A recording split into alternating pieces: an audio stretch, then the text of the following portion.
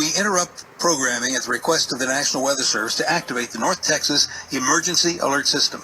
The National Weather Service has issued a tornado warning for Northwestern, Johnson County, and Northeastern Hood County until 6:30. Trained spotters have reported a tornado near Granbury moving east-northeast at 10 miles per hour.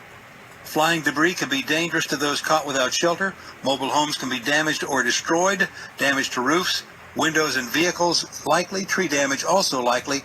This tornado is between Granbury and Godley, moving east by northeast at 10 miles per hour. Take shelter immediately in Hood and Johnson counties. Once again, a tornado warning has been issued for northwestern Johnson County and northeastern Hood County until 6:30. A tornado spotted near Granbury, moving east by northeast at 10 miles per hour.